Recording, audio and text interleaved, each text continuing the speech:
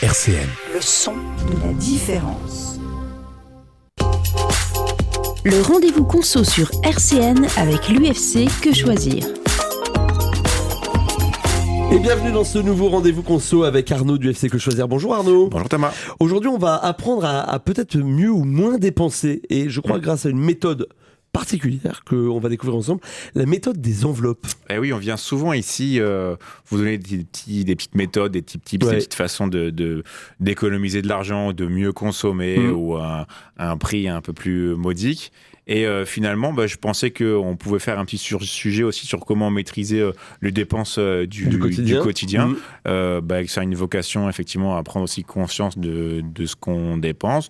Et puis in fine, ça peut peut-être aussi permettre de faire des économies et permettre de concrétiser des projets sur une temporalité plus longue. Donc c'est effectivement la méthode des enveloppes. C'est une méthode, je vais dire, rien de plus simple. Ouais. Concrètement, vous prenez des enveloppes. Ouais. Et vous pouvez éventuellement répartir dans ces enveloppes un petit peu d'argent au début de mois sur ce que vous souhaitez. Donc vous avez peut-être un budget course. Donc vous mettez dans cette enveloppe-là un budget course, un budget carburant, assurance, sortie, loisirs. Et à la fin de l'enveloppe, en tout cas, il faut que vous dans votre tête, vous vous disiez je veux ou je peux économiser tant et tant d'argent sur des loisirs. Et quand votre enveloppe se termine, écoutez, là, on peut se dire qu'on va arrêter les loisirs et en tout cas, on aura tenu le budget. Ouais. Ça, c'est l'idée, en tout cas, de la méthode des enveloppes qui semble très simple et au moins, c'est très concret, en fait.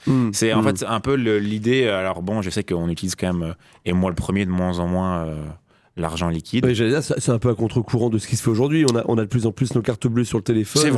C'est vrai. Alors après, on le voit parfois, je vois des petites études d'opinion faites des fois par la Banque de France sur la monnaie physique. Elle est moins en moins utilisée, mais par contre, pour les gens, il est hors de question de la supprimer. Oui, je comprends. Donc on y est quand même attaché. Donc, clairement, oui. Donc ça veut quand même dire qu'il y a vraiment une comment dirais-je, une vocation à ce que cet argent liquide qui est palpable, vous allez pouvoir peut-être plus le visualiser que effectivement aujourd'hui avec les cartes bancaires on visualise plus trop. Non, effectivement clair. Et quand vous avez en plus pas les débits immédiats, c'est-à-dire que quand vous avez les débits au bout de 2-3 jours, finalement c'est un peu compliqué à gérer son budget aussi. Très clairement.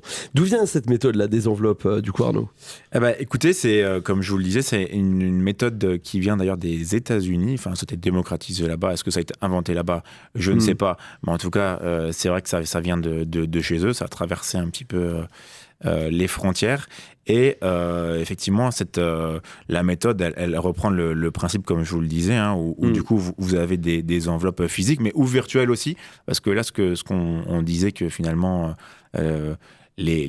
la majorité, et notamment les plus jeunes, utilisent plus que rarement aujourd'hui les espèces. Les espèces. Vous pouvez aussi maintenant le faire de manière virtuelle. J'ai essayé personnellement. C'est intéressant aussi.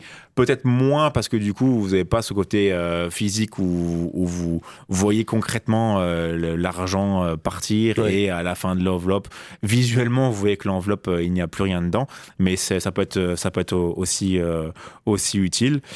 Et cette méthode-là, comme je le disais, elle peut avoir vocation à se développer avec des personnes qui auraient des difficultés mais financières, mais même pas que finalement, j'allais dire, vous et moi, on peut trouver un intérêt finalement à ce système-là. Très clairement, ça permet de mieux gérer peut-être son budget.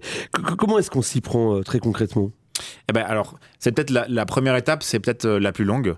La plus fastidieuse et peut-être, j'allais dire, la plus ennuyeuse, mais in fine, peut-être la plus intéressante quand vous allez constater, en ayant fait un point sur toutes vos dépenses, tous vos prélèvements, versus ce que vous recevez en salaire, pension, etc. De faire un point sur tout ça et de voir éventuellement ce qui vous reste après les dépenses un peu dites, les dépenses obligatoires, j'allais dire. Oui, ce qu'on dit tout à l'heure, les courses, sur le loyer, la maison. Vous avez des dépenses contraintes et après on regarde ce qui reste. Mais et tous les prélèvements, c'est vrai qu'en plus maintenant on a beaucoup de prélèvements automatiques. Donc on n'a même plus à payer, sortir une carte ou avoir de l'argent liquide. Maintenant tout est en prélèvement SEPA. Donc tous les mois vous avez des prélèvements. Et donc il y a beaucoup de gens qui ne savent plus vraiment, j'allais dire, le coût du quotidien. Presque. Effectivement. Et donc là ça permet peut-être aussi de reprendre les bases, de savoir ce qu'on paye, pourquoi on le paye. Et peut-être après, pourquoi pas optimiser tout ça avec les conseils qu'on peut donner sur différents contrats, mais au moins de faire ce point-là. Ensuite, sur la deuxième étape, c'est de classer ces dépenses. Donc, comme je le disais, les essentiels avec le logement, l'alimentation, le transport, la santé, évidemment. Vous avez les plaisirs, les sorties, le restaurant, etc. Et puis, vous avez les dépenses occasionnelles, mais qui sont quand même assez importantes, comme les impôts, par exemple. Oui. C'est vrai que là, on n'est en pas de taxe foncière, mais quand on n'est pas mensualisé, et quand on oublie, alors on oublie, on est vite rappelé à l'ordre, mais j'allais dire, c'est vrai qu'il faut savoir qu'il y a des dépenses qui sont récurrentes, qui sont occasionnelles, mais récurrentes, dont les impôts. Et enfin, la troisième étape, c'est d'attribuer un montant à chaque enveloppe que vous avez constituée. Et in fine suivre ces enveloppes-là. Donc, en gros, pardon, c'est se mettre un budget, quoi. C'est dire, voilà, sur l'enveloppe loisirs, tant, pas plus ce mois-ci, quoi. Oui, effectivement. Par rapport au constat que vous avez fait sur la première étape, vous avez fait un constat, et après, vous évaluez, mais peut-être à la louche, j'allais dire. Oui, bien sûr. Et si le premier mois ou les premiers mois, vous constatez que les enveloppes se vident un peu trop rapidement, je pense qu'il va falloir trouver un juste milieu, un compromis sur ce que vous voulez faire ou ce que vous pouvez faire, et donc pas se dire que, et pas abandonner au tout début et de se dire que ça va un peu trop vite. C'est aussi à vous de gérer cela en fonction de vos objectifs. Alors on a parlé des enveloppes physiques, et tout à l'heure on l'a évoqué, hein, le fait qu'aujourd'hui on est de plus en plus sur le numérique, et vous disiez il y a possibilité de faire les enveloppes numériques aussi. Oui, c'est vrai, il y a pas mal de banques en ligne qui proposent donc vous avez un compte classique, et puis vous avez sur ce compte-là, vous pouvez créer des sous-enveloppes exactement dans la même idée que les enveloppes physiques. Vous mettez un nom, vous mettez un montant, et quand vous payez, et là soit par votre téléphone, soit par votre carte bancaire, vous pouvez choisir en amont la sous-enveloppe qui sera prélevée, en fait. Ah oui, ce qui veut dire que du coup, ça va directement dans la bonne enveloppe, quoi. Exactement. Donc la dépense sortira de l'enveloppe loisir si vous allez au restaurant, par exemple. Donc c'est exactement le même système. Alors par contre, c'est des banques... de ce que j'ai identifié, c'est des banques en ligne. Donc, je ne sais pas s'il y a des banques classiques qui proposent déjà ça, mais c'est vrai que c'est beaucoup de néobanques. Mais vous pouvez effectivement, quand votre salaire arrive, vous pouvez répartir votre argent sur les sous-enveloppes. C'est assez intéressant. Et vous voyez en plus en temps réel l'évolution. Ce qui se passe. Et si vous avez... si vous êtes, je ne sais pas, en colocation, si vous avez une compagne ou un compagnon, vous pouvez en plus le faire à plusieurs. Donc ça, c'est aussi intéressant, je trouve, si vous partagez les dépenses avec quelqu'un ou même à plusieurs, vous pouvez faire des sous-enveloppes à plusieurs. Donc ça, c'est intéressant. Intéressant. Et alors pourquoi ça marche, cette méthode ? Elle rend finalement visible un petit peu les dépenses que vous réalisez. C'est vrai que quand on l'a dit, quand on paye par carte, on ne se rend plus vraiment compte des montants qui partent. Alors que là, on est un peu sur un côté psychologique, hein. Il faut l'avouer, où chaque sortie d'argent, on est conscient en fait concrètement de la sortie d'argent. On se fait un peu mal, quoi. Oui, au moins au début. On se fait du mal. Disons qu'on se rend compte, quoi. On se dit aïe. On se fait du mal en faisant le constat, en se disant ah oui, il y a tout ça qui part. Pas l'impression. Je ne comprends pas d'où vient ce. Mais c'est aussi peut-être l'occasion de voir si il y a parfois des anciens contrats qui ne vous servent plus ou des dépenses superflues ou des choses peut-être que je pourrais limiter, quoi. Hein. Exactement. J'allais dire, vous pouvez aussi faire ça. Vous pouvez faire ça sur un Excel, ça fonctionne bien, ou sur un papier, mais c'est assez intéressant de voir ce que vous dépensez, et auquel cas peut-être essayer de trouver des solutions pour améliorer les dépenses qui paraissent un peu onéreuses pour ce que vous obtenez. Donc oui, on disait que c'était un peu la psychologie comportementale et l'objectif, c'est de revenir un peu acteur de ses dépenses et avoir le contrôle en tout cas de ses dépenses.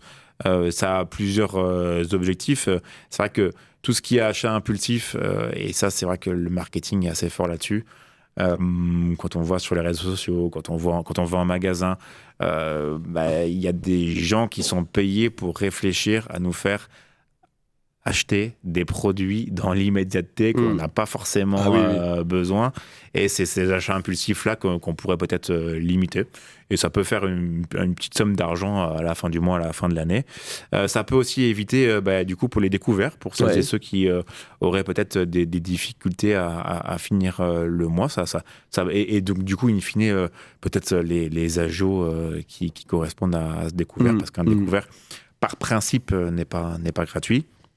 Et enfin, je le disais au tout début de l'intervention, ça peut aussi favoriser l'épargne. Si vous voulez vous constituer une épargne, si vous avez un objectif d'épargne, c'est aussi un bon moyen pour se constituer une petite épargne. Alors justement, épargner et investir avec les enveloppes, comment ça fonctionne ? On peut du coup typiquement créer une petite enveloppe épargne de sécurité et chaque mois on vient l'alimenter et pour le coup on n'y touche pas sauf si on a vraiment véritablement besoin. On peut définir d'ailleurs quel besoin permettrait de toucher à cette enveloppe-là. Mais là, ce serait une enveloppe un peu sacralisée, j'ai envie de dire. Et donc, ça permet au quotidien, si on peut le faire même tous les jours, on peut faire 1 euro par jour, ou tous les mois. Et donc, du coup, in fine, on se constitue une petite épargne. Ouais, et au-delà de la petite épargne de précaution, si après, on voit qu'on a réussi à mettre un petit peu d'argent de côté, on peut peut-être... Dans ce cas-là, peut-être partir sur des livrets qui seraient rémunérés ou aller sur éventuellement de l'assurance vie. En tout cas, on pourrait du coup de l'investissement, j'allais dire, possiblement. Mais il faut d'abord se sécuriser un petit pécule qui permet en cas d'urgence. Tout à fait. Et j'imagine qu'il y a des limites ou des pièges à éviter. On en a déjà parlé, mais c'est vrai que la méthode, elle demande un peu de temps. Un peu de temps personnel. Au moins au début, quoi, déjà. Oui, et je pense que le plus dur, c'est le début où il faut tout noter, tout trier, tout ajuster. Et on n'a pas nécessairement envie de partir dans la paperasse. C'est peut-être le plus dur, mais c'est vrai que c'est la limite. Ensuite, il y a pas mal de gens qui ont compris que la méthode fonctionnait bien, et étaient porteuses et donc du coup sont un petit peu engouffrées là-dedans et donc du coup proposent des prestations, de la vente, je sais pas, par exemple de classeurs, de coffrets, de stickers pour vos enveloppes.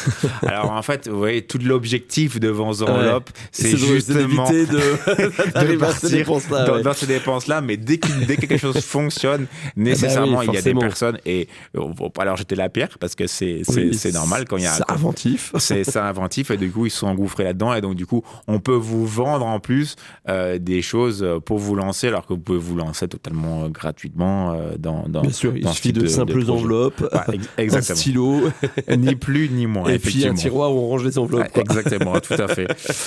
Et puis la dernière limite, si l'on peut dire, c'est vrai que ça peut créer une forme de frustration si vous arrivez rapidement à votre limite d'enveloppe et si vous la dépassez. Mais comme je le disais avant, au tout début, je pense qu'il faut prendre du recul et puis il faut adapter les enveloppes et pas de suite peut-être partir sur des objectifs qui seraient inatteignables et pour éviter de vous décourager. Comme dans beaucoup de choses, le micro-objectif, c'est pas mal pour démarrer. Exactement. Merci pour tous ces infos et ces conseils, Arnaud.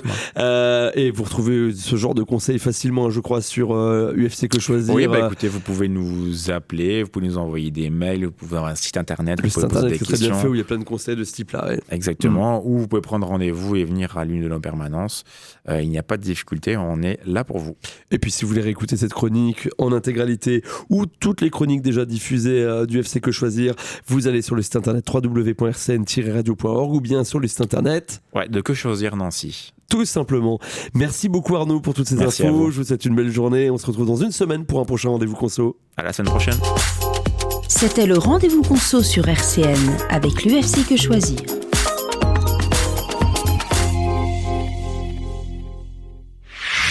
RCN, www.rcn-radio.org